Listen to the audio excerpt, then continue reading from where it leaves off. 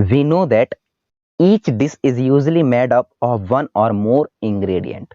मैंने बेटा इसके जो फर्स्ट वाला चैप्टर था उसमें मैंने बताए थे इंग्रेडिएंट का मतलब क्या होता है, what is the meaning of ingredient.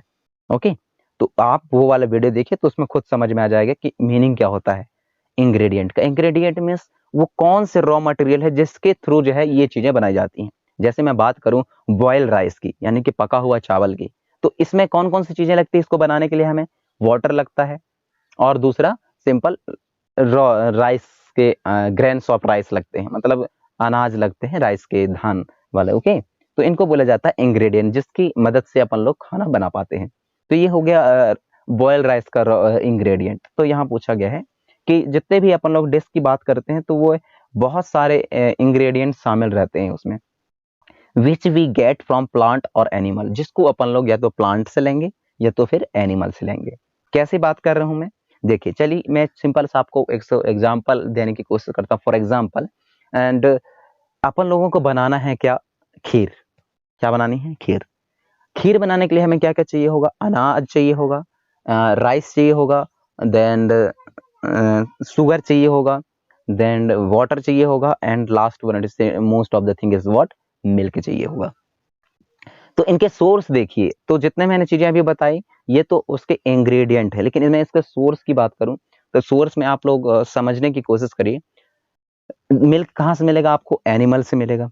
Water कहाँ से मिलेगा? बाहर आप जो है जो ड्रिंकेबल वाटर होती है उसको आप ले सकते हैं। तीसरा, राइस कहाँ से मिलता है? प्लांट से मिलता है। शुगर कहाँ से मिलता है? शुगर कैन, यानी कि ये भी प्लांट से मिलता है। तो यहाँ बोला गया है कि इन इंग्रेडिएंट जो है इसके लिए हमें डिपेंड रहना पड़ता है, और ये हमें प्लांट और एनिमल से मिलते हैं। Okay, these ingredient contain same component that are needed by our body। तो यही सारे जो कंपोनेंट या इंग्रेडिएंट है जो थोड़ी देर मैंने पहले बताई, ये सारे चीजें जो है जो हमारे बॉडी को जरूरत है, जैसे कि कार्बोहाइड्रेट की जरूरत है, प्रोटीन की जरूरत है, फैट की जरूरत है, और फैट के साथ साथ मिनरल्स और विटामिन की जरूरत है। तो ये सारे चीजों को कंटेन करके रखते हैं। These components are called the nutrition, और इन्हीं कंपोनेंट को क्या बोला जाता है बेटा? न्यूट्रिशन बोला जाता है। ओके, ध्यान रखिए आप। The major nutrient in our body are named carbohydrate, जो मोस्ट ज्यादा सबसे ज्यादा जो जरूरत पड़ती है, तो उसमें यदि मैं नेम की बात करूं तो उसमें शामिल है carbohydrate, protein, vitamin and minerals. Okay, and addition और चीजें यदि मैं शामिल कर तो उसमें आ जाता है डाइटरी फाइबर, वाटर।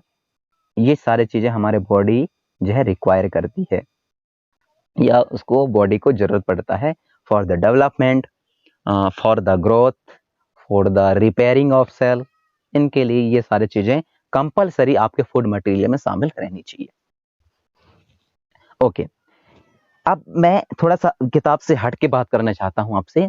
ये है कि क्या होगा, और आपके दिमाग पे भी ये क्वेश्चन उठनी चाहिए कि सर क्या होगा कि यदि हमारे फूड मटेरियल में या हमारे खाने में carbohydrate, protein, fat, vitamin, minerals, dietary fibre and water ये शामिल ना रहें, ये चीजें हमें ना मिल पाए, तब क्या होगा हमारे साथ?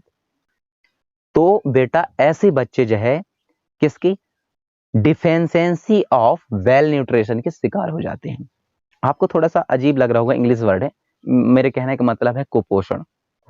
कुपोषण के शिकार हो जाते हैं, और इसकी वजह से उनके ना तो बॉडी डेवलपमेंट सही तरीके से कर पाती, और ना ही मेंटली सही तरीके से वो डेवलप हो पाते। ये है इसके पीछे रीजन। ओके, देखिए मैं बात करता हूं ड्यूरिंग द डे ऑफ 2000 और 2001 की, 2000 या 2001 के आसपास, जब सरकार ने मिड डे मील की शुरुआत की स्कूलों में। तो आप लोगों को थोड़े से ये भी अजीब लग रहा होगा, मिड डे मील वार्ड मतलब जो सरकारी या गवर्नमेंट स्कूल रहते हैं बेटा, वहाँ सरकार जो है, गवर्नमेंट जो है, जैसे ही ब्रेक होता है आफ्टर 12 और आफ्टर 1 o'clock, तो उसके बाद जो है जो वहाँ के बच्चे हैं उनको खाना दिया जाता है। स्कूल के जो बच्चे हैं, गवर्नमेंट स्कूल के जो बच्चे हैं, उनको खाना दिया जाता है। ये इसलिए शुरुआत की गई थी मिड डे मील सुविधा की, इसी को बोला जाता है मिड डे मील प्रोग्राम। इसलिए शुरुआत की गई थी क्योंकि जो वीकर सेक्शन के बच्चे होते थे, गरीब परिवार के बच्चे होते थे, उनको सही तरीके से जो वेल न्यूट्रिशन है या बैलेंस्ड डाइट है, ये संतुलित आहार है, वो नहीं मिल पाता था। जब नहीं मिल पाता था तो उनकी बॉडी के साथ साथ उनका मेंटली कैपेसिटी भी लो रह जाती थी।